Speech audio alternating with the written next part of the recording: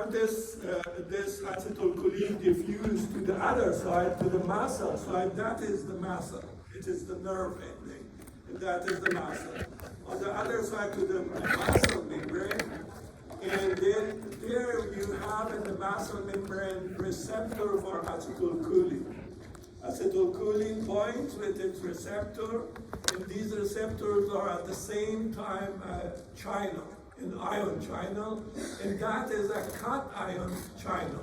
It's not a specific sodium channel. It is a cation channel. It means all positive charges can go through.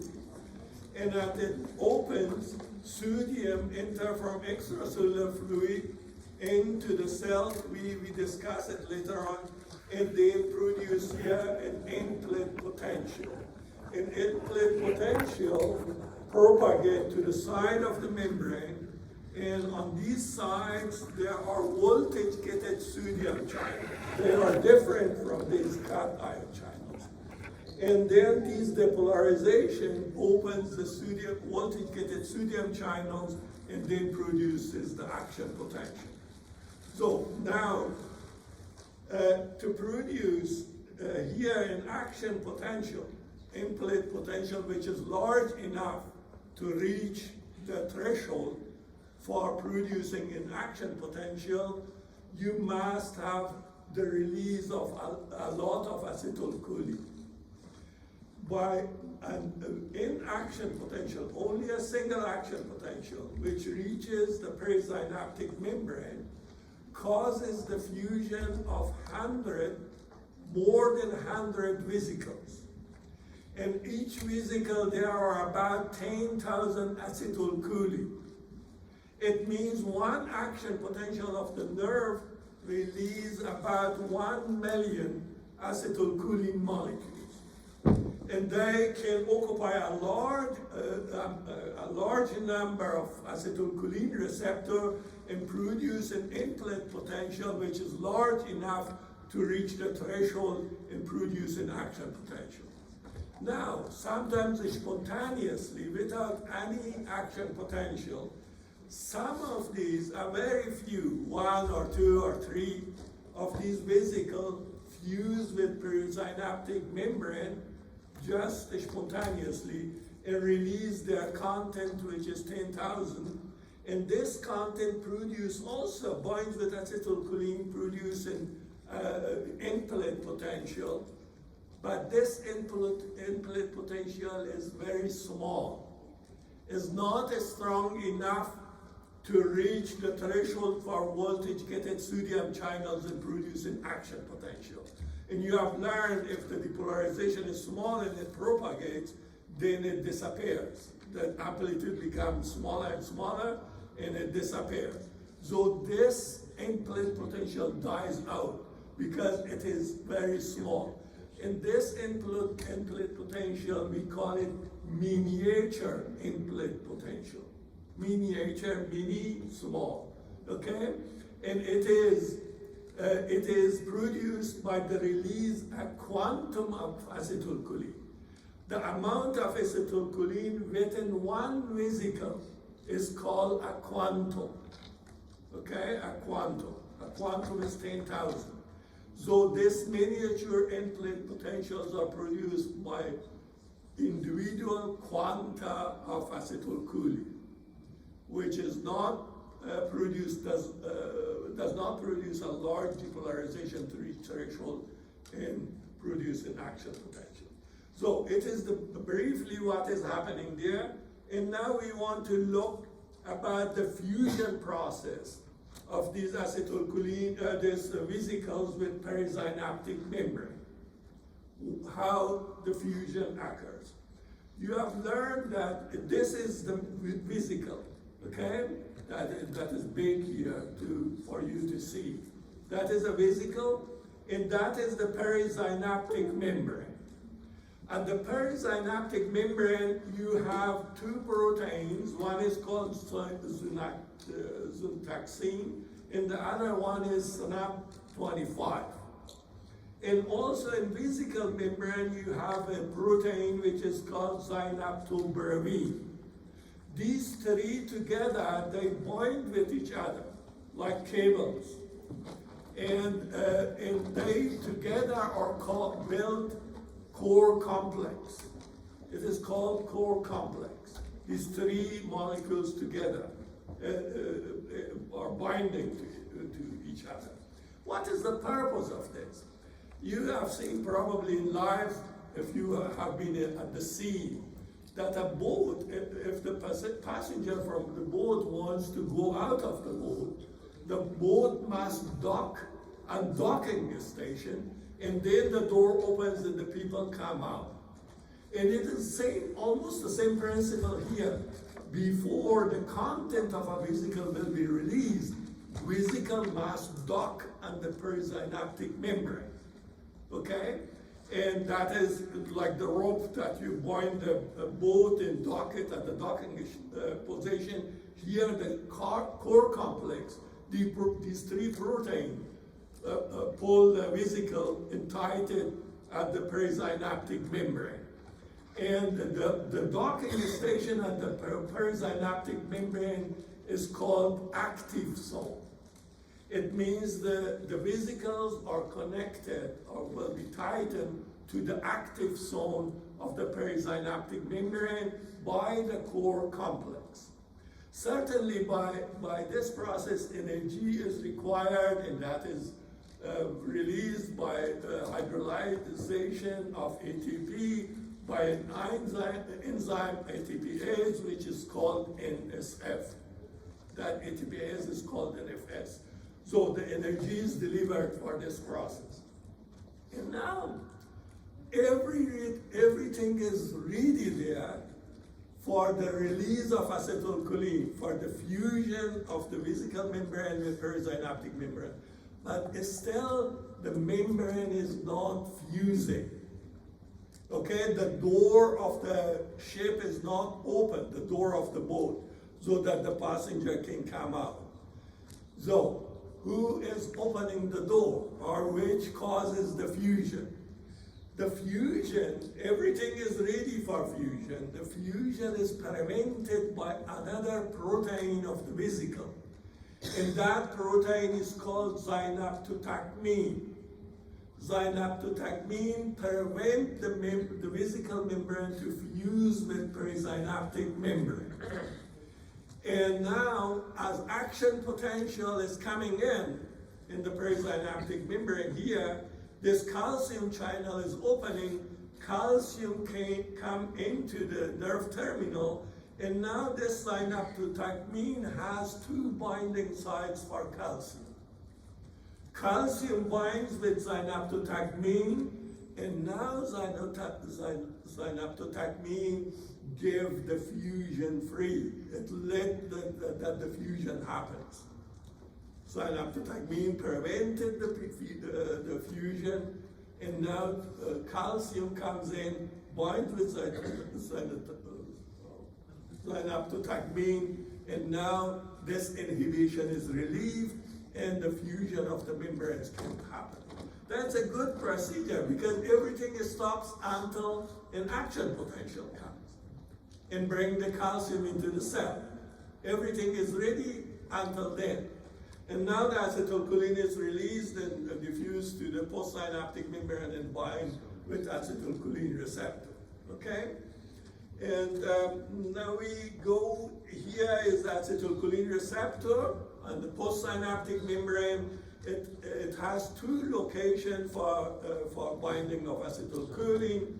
One is this and one is this. After acetylcholine binds with this, open this channel, a cat ion channel. It is opening. As I told you, it is a cat ion channel. Sodium can go through, potassium can go through. Then what happens? If it opens for sodium, sodium goes from outside into the cell or in opposite direction. What do you think? Why? Not only the concentration. If you observe the concentration alone, sometimes you make mistake because the ion can go also against that concentration difference. You are right to say because the electrochemical gradient for sodium is directed from outside to the inside. In the case of sodium, there are two forces, electrical force and concentration force. In case of sodium, both are in the same direction. Concentration is higher outside, it must go in. The membrane potential is outside negative, inside negative, and therefore sodium must go in because the opposite ions are attracting each other. Both electrical force and chemical force drive the sodium to go in. And in which direction would potassium go? Out. Why? Electrochemical gradient for potassium is directly to the outside. And here you see that the inside charge is negative. Therefore, potassium will go in. But the concentration of potassium inside is much higher than outside, so that the concentration difference forces the potassium to go out. But at the moment, concentration force is greater than electrical force. Therefore, you get a net movement of potassium out of the cell. Even the two forces are opposing each other in the case of potassium. So, and now there is a lot of, much more sodium goes in as potassium comes out. If more positive charge goes in as positive charge comes out, then the membrane becomes inside less negative. And that is depolarization. Okay, and that is the in-plane potential which is produced, the depolarization. And that is a graded potential. The more receptors are occupied by acetylcholine and more channels are opening, the greater would be the amplitude of depolarization. It is not all or none, because it is not an action potential. And this graded potential will propagate to the side, and you have learned that the graded potential, if it propagates, the amplitude becomes smaller. Action potential propagates with the same amplitude, because it is newly built each time. But graded potential does not. So the amplitude becomes smaller and smaller, and at some point, but still, it is large enough at the side to reach the threshold for voltage-gated sodium channel and produce an action potential. Okay, now we want to know one other thing here, and that is, if we look at this vesicle fused with the membrane, the content has been released, and the vesicle membrane become part of the synaptic membrane. Then, if you do nothing, this perisynaptic membrane becomes larger and larger and larger and larger. The more vesicle fused there, the larger and larger, and someday you will be completely built up of a perisynaptic membrane. It is not possible. You must take that vesicle membrane with fused with the membrane back out of the membrane to keep the size normal by the time. And now the question is, how do we retrieve that vesicle membrane, that fused vesicle membrane, back as a vesicle? And you see here, the color is a little bit different.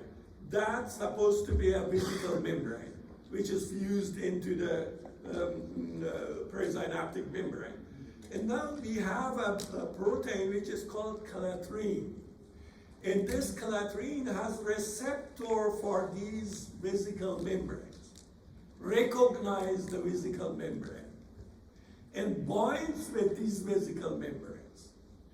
And after it binds, the structure of calatrine is like this. And the receptor binds with that part of the membrane, and by this structure, this part of the membrane is pinched off from the surface. It goes off. And then you see here, it is surrounded by this calatrine molecule. Calatrine binds with it, pinch it off, and surround it. So, and now there is another protein which is called dynamine. So this one, it produces energy, it hydrolyzes GTP. I don't know, GTP or ADP, it doesn't matter. But it requires energy. And this one then separated this vesicle from the membrane. Okay, dynamine pinch it off, collatrine pinch it off, and dynamine cut it. Like if I put my necktie, if I had a necktie, around my head and somebody press it so that my head goes off, okay, from my body. That is that way. And now you have here a vesicle surrounded with collatrine molecules. We call it a coated vesicle. And the coat will be disassembled, will be taken off by another process, and then it becomes without coat, without collatrine, and all of these are fusing together to lysosome. And from this lysosome, new vesicles are formed. These are not the old ones. They are formed after they are joined together to lysosome. New vesicles are formed and they are empty. What happens now? Transporters, that is an active transporter transport acetylcholine, which is formed here, into the vesicle and fill the vesicle with acetylcholine. And now this vesicle is ready to be primed. Primed means as it is ready to fuse. We call that vesicle is primed. The vesicle to be primed, infuse, and release its content again. So that is the recycling of vesicle. Acetylcholine is recycling as well. Because acetylcholine, at the postsynaptic membrane, you have a protein which is called choline esterase. This choline esterase degrades acetylcholine to acetyl coenzyme A and choline. And then the part of this is taken back into synaptic membrane, and new acetylcholine molecules are formed there. So part of acetylcholine molecules is recycling as well. The vesicle is recycling, acetylcholine is recycling. So, what we learned, one action potential in the nerve causes the release of almost 100 vesicles, and they produce an end-plate potential. End-plate potential then produce an action potential in the muscle. So one end-plate potential, one muscle action potential, and one muscle action potential produce now one muscle contraction. And now we want to see how the muscle contraction is happening. Here, at this point, this neuromuscular transmission is very interesting things in the body. 3 different things can happen here. One is many poisons attack the synaptic transmission and paralyze the animal. You have heard from snake poison, from bacterial toxin, from many other things. And also, we as human beings, we develop drugs to blockade this neurotransmission. Because as a surgeon, for instance, during operation, he wants that the muscle is paralyzed, not contracting. If the muscle contracts, he doesn't know where his knife will go. And bronchoscope. Yeah. Therefore, there are drugs which can block this transmission. And there are also diseases which affect this neuromuscular transmission. Also 3 things: poison or toxin, diseases, and drugs. So, which possibilities do we have for blockade of neurotransmission? You see many possibilities. We can block sodium channels. At the nerve, we have no nerve action potential. We can block potassium channel, and we don't have a resting potential. But usually, nobody does it. And then we can block the physical fusion with the perisynaptic membrane. That is a possibility. And we can block the acetylcholine receptors. We can block the calcium channel. So there are a lot of opportunities. And now you see here are six different classes which you can produce a neuromuscular blockade. By toxin, for example, botulinum toxin.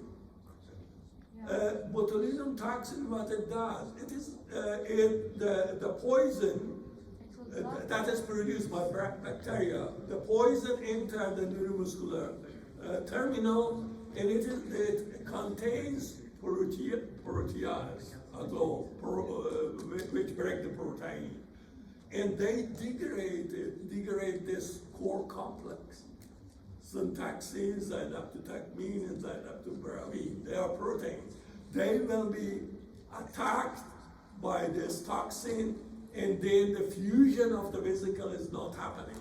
If the fusion is not happening, acetylcholine will not be released. The muscle will be paralyzed. Tetanus toxin does it too, but not here. It diffuses to the motor neuron in the brain, and mostly blockade the inhibitory synapses. If the inhibitory synapses are blocked, then the excitatory synapses becomes dominant, and the muscle get a tetanus action. So, acetylcholine inhibitor we can give. Acetylcholine esterase inhibitor, sorry. If they are applied as a drug, then they can prevent acetylcholine to be degraded.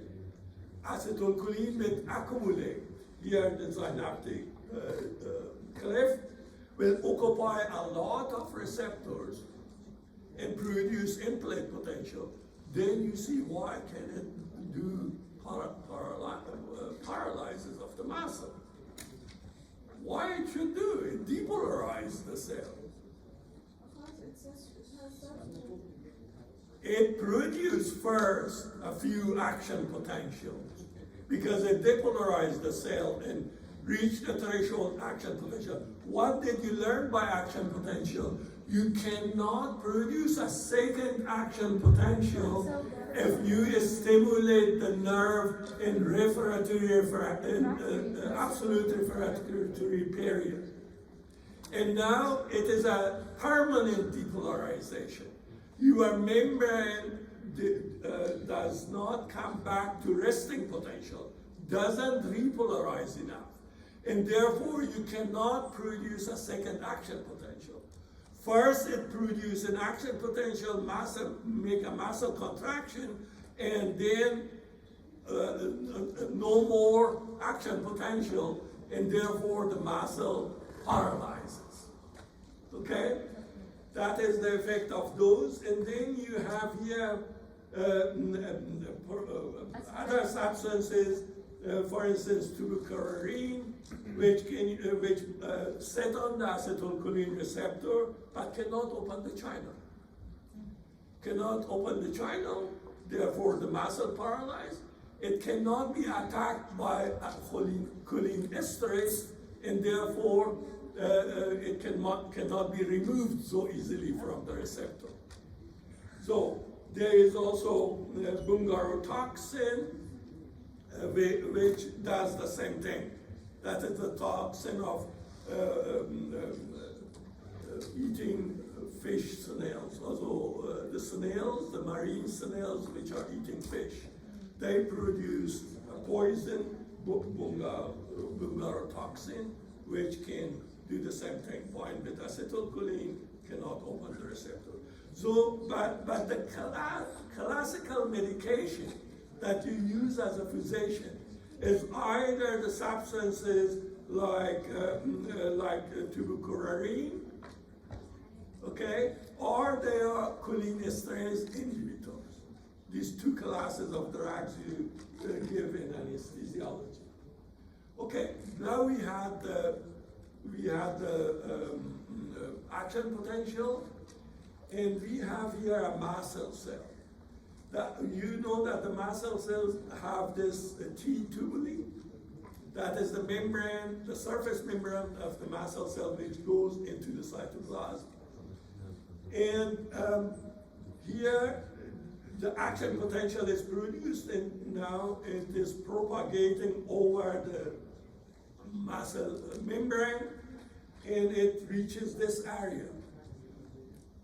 Some people are talking. I'm very sensitive about talking. I don't like it, I must say. Okay? Please be quiet. It doesn't matter to me if you leave the hall, but don't disturb the others by talking. So, in this depolarization, this action potential, you have here at the T-tubule membrane receptors, which are called DHP receptor, dehydropyridine receptor, and also at this sarcoplasmic reticulum, you have other receptors which are called ryanodine receptor. This action potential changes the conformation of those receptors. Ryanodine receptor is at the same time a calcium channel. It is opening, and the calcium from sarcoplasmic reticulum enters the cytoplasm here, and now this calcium entry causes the actin-mucin interaction in the muscle contraction. And we want to look at those in detail. Where are the calcium, where the calcium concentration is high? One place is the extracellular fluid. You see the calcium concentration about 1.8 millimole. And also in the sarcoplasmic reticulum, the calcium concentration is in millimolar, so very high. And the cytoplasm concentration is 10 in the power of -4 mole. It means the concentration of calcium outside and in sarcoplasmic reticulum is 10,000 times, 10,000 times higher than concentration in the cytoplasm of the cell. Okay? Concentration in the cytoplasm of the cell is very low. Almost each cell has 1 or 2 calciums free. Very low concentration. So, and now there are 2 sources to bring calcium into the cytoplasm. One is from outside. It doesn't play a big role in the skeletal muscle. It plays a role in the heart muscle. But then another source is to release it from SR, and that is the location for calcium release in the skeletal muscle. It must come from SR. So how it is happening? You have here the membrane of the T-tubule, and here you have the membrane of the SR. Okay? At the membrane of T-tubule, you have DHP receptors. At the membrane of SR, you have ryanodine receptor, green here. This is the condition if there is no action potential. You see the inside is positive, and here the outside is, forget about it. That is the resting condition, okay? And now the action potential is coming.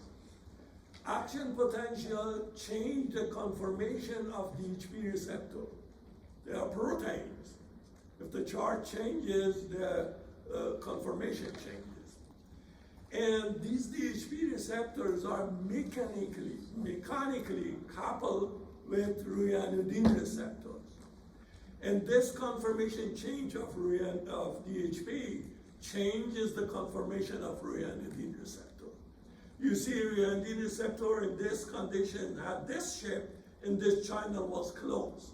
And now as it changes the shape, the channel becomes open, and the calcium can go out of the cell. It is a calcium channel. DHP is also a calcium channel.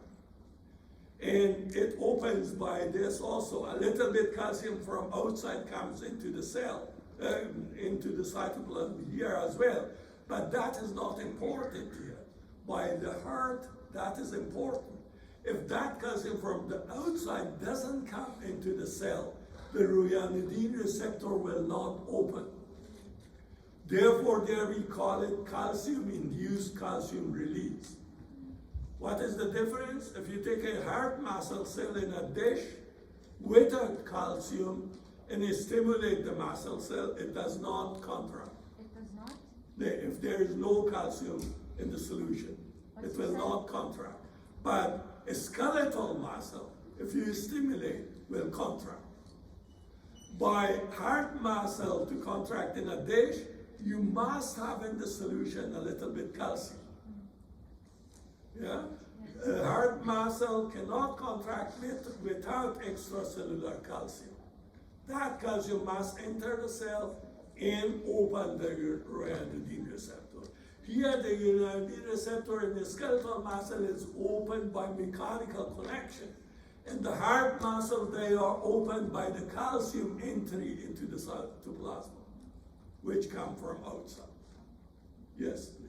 If I put the heart muscle on a dish, and this dish has a solution with calcium. Yes. Isn't this solution considered extracellular? That is extracellular solution. So if I stimulate this muscle, will it contract? Will contract. Yes. If there is no calcium in the solution, no contraction. No contraction. On the other hand, the skeletal muscle, if the solution... With or without calcium, in both cases contract. Thank you. Okay. Now I want to show you how the contraction is happening. You have learned that we have a myosin and we have actin, and the myosin head has a location to bind with actin. And actin has a location to bind with myosin head.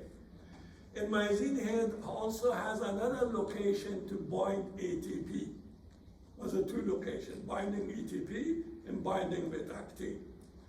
And it has two proteins, which are called myosin light chain, regulatory myosin light chain, and alkali myosin light chain. The alkali myosin light chain stabilizes the head, like my neck, which stabilizes my head to be in this position. That is the alkali. The regulatory light chain changes the activity of ATPase, also the enzyme which hydrolyzes ATP. So, in normal condition, this binding site of actin is covered by another protein which is tropomyosin. It is covered. And therefore, if the binding site is covered, actin head cannot, myosin head cannot bind to it. Okay, there is no place, it is covered. And to get this interaction, the actin head, also the binding site must be open. How does it happen? We have also here troponin complex. This troponin complex has three molecules. One is troponin C, the other one is troponin I, the third one is troponin T. Troponin T means it binds with tropomyosin. You see, physiology is all you can understand a lot just by the name. T means it is a protein which binds with tropomyosin. Troponin C means it is a protein which binds calcium. C stays for calcium. And troponin I means it is an inhibitory protein. It binds with actin. With actin so that the binding site can be covered. And now in this condition is without calcium. You see, this myosin head cannot connect to this binding site because it is covered by tropomyosin. That is tropomyosin there. And as calcium enters the cell, it binds with troponin C, and it produces two effects. One is that this troponin I dissociates from actin. As it dissociates, it allows the whole thing here to roll up. If it does not dissociate, it is bound, this complex cannot move. But now as it dissociates, it can be rolled up. And troponin T push the tropomyosin away. You see, it pushed it backwards here. And then give the binding sites free. And now the mucin head becomes very happy, saying, now I can go and bind there, and comes and binds. Okay? That is the procedure, how it is happening. And you have here the cycle, the cross-bridge cycle. What is happening there? We start from the point where the head of mucin bound ATP, so ATP is bound with the head of mucin, and it is hydrolyzed to phosphate into ADP and release the energy so that the head is energized. It is ready to bind with actin. It is full of energy. It wants to bind with actin. Cannot bind. Why not? Because calcium is not there to give the actin side free. Okay? And now as calcium enters the cell, by action potential in DHP ryanodine receptor and the release of calcium into cytoplasm, calcium is released, and calcium push the tropomyosin out by troponin complex, and the actin binding site become free, and now the mucin head bind to it. As it binds, its configuration it changes. As it changes, conformational change. Its conformation changes, and by that change, phosphate is going out. As phosphate will be released here, and this release of the phosphate change the position of the mucin head. Mucin head with the neck has an angle of 90 degrees. As phosphate moves, it goes to 45 degrees. And that causes that the actin filament is pushed inwards. Okay? And that is the shortening process, where the muscle shortens. Okay? That is happening, and that change in the position again changes the conformation of the mucin head, and ATP is going up. And in this situation, it remains connected to actin, but without P and without ADP. If nothing happens, it remains in this condition forever. And what causes the detach of it from actin? That is ATP. As soon as ATP binds to it, it detaches. Without being hydrolyzed, it detaches. And partial hydrolyzation of ATP bring the head back to a degree of 90 degrees, to its resting position. You see, as ATP is hydrolyzed, then the head here, the angle of 45 degrees changes to 90 degrees. And that is, again, ready to bind as calcium is there. So, this cycle goes on and on. As long as you have ATP to detach the mucin from actin, and as long as you have calcium to trigger the circle. So when do you stop contraction? As you take the calcium out of the cell. Calcium will be pumped back into the sarcoplasmic reticulum, and then the contraction stops. And ATP, the cell has always. But when do if we don't have ATP, it remains in that condition. When do don't we have ATP? When we die. When we die, there is no ATP in the cell, and then actin and mucin are connected. Therefore, you have this rigor mortis, that the body is stiff. Yeah, that is because they cannot detach. So that is the power strop. And now we have two different types of contraction. One is isotonic contraction. You know that isotonic without changing the tension, it is shortened. Only the shorten the muscle, and therefore, if it is shortened, it has a velocity. Velocity is distance per time.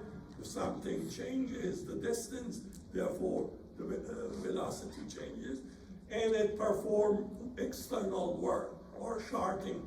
If my muscle is shortening, I can lift it. So that is isotonic contraction.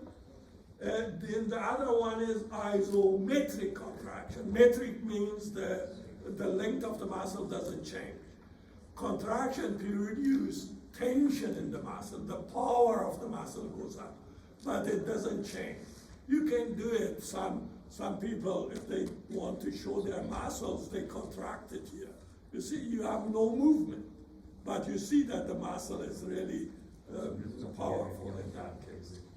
So, and now length tension relationship. Here the tension of the muscle is plotted against length of the muscle. Tension is plotted. It means we have an isometric contraction. Yeah, because the tension is only changing. That is an isometric contraction.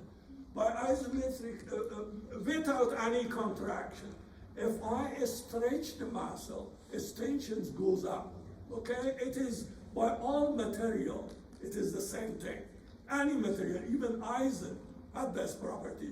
You see, this is rubber. If I stretch it, it gets power. If I lose it, it comes back, recoil. If I don't stretch, it has no power. But if it does, then it comes. So the more you stretch, the higher will be the tension. Here you see it is the resting length of the muscle. If I stretch it, then the tension of the muscle goes up and up. That is passive tension. And then at each length, I cause the muscle to contract. Contraction is active, cross-bridging cycle and everything. That is an active force. And then I measure the force of the muscle because it is isometric contraction. What do I see is this curve. That is the active curve. It means at this point I let the muscle contract by the resting length. So I don't stretch it. That way I contract it and measure the force.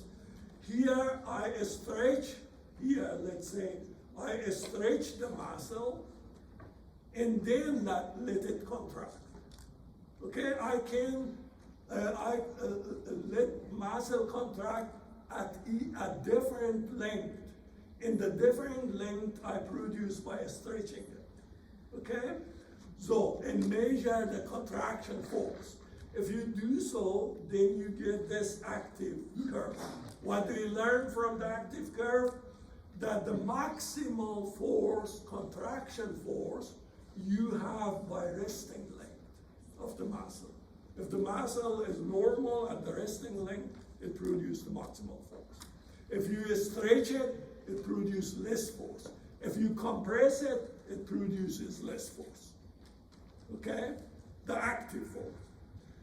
So, and then if you sum both the passive force and active force together, then you get this curve. That is the total tension. Okay.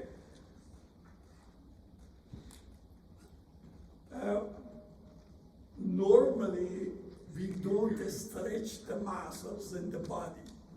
Also, the muscles are in the body always in the resting length. So this stretching and reduction of the power, or compressing reduction of the power, that is experimentally produced. Not that in the nature I go and stretch my biceps and then do something with it. I cannot do that. All muscles are at the resting length. So, what I want to say, this is not a mechanism for adjustment of the force, of the active force, because you don't stretch or compress the muscle. And another relationship is the velocity of shortening, how fast the muscle contracts, by an isotonic contraction, which is happening by shortening. And in relation to the load, for example, take this load, maximal load.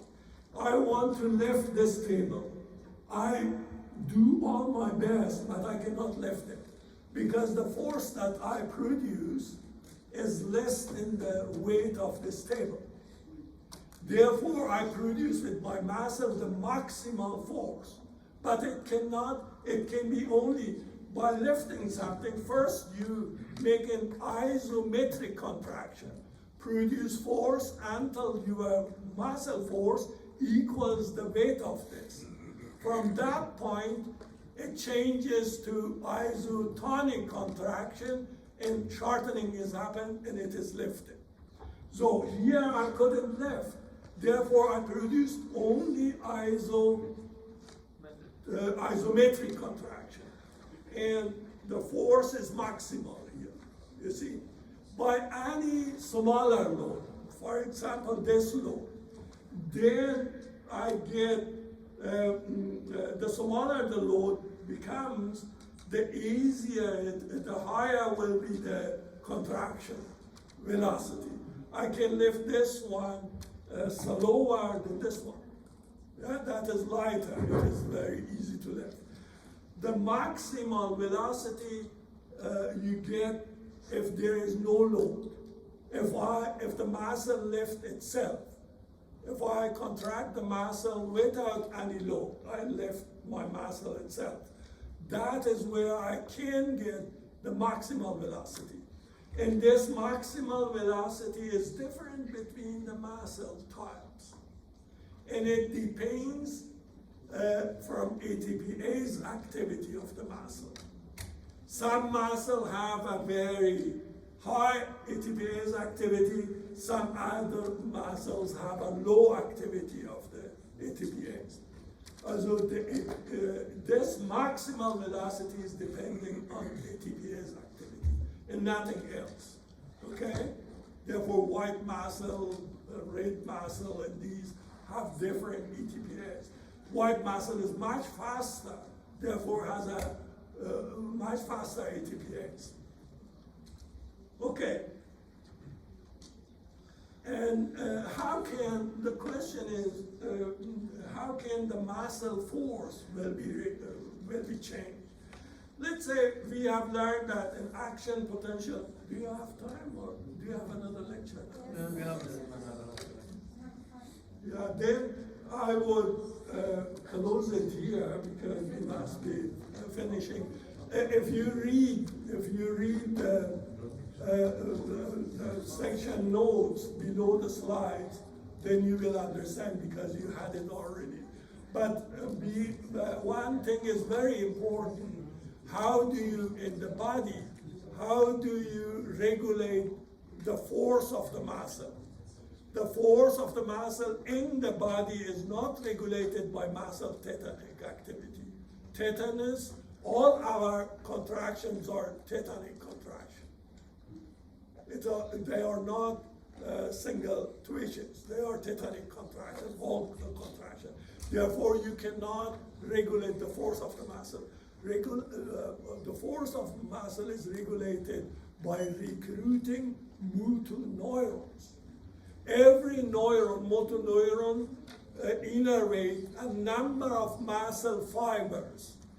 Those muscle fibers with one single motor neuron, innervated from one single motor neuron, is called together a motor unit. If you need more force, then you recruit more motor unit. It means more motor neurons and from them innervated muscle fibers. So the definition is important. A motor unit is one single motor neuron with all muscle fibers which are innervated from that neuron. And if you need more force, you recruit more motor neurons. Okay, thank you very much.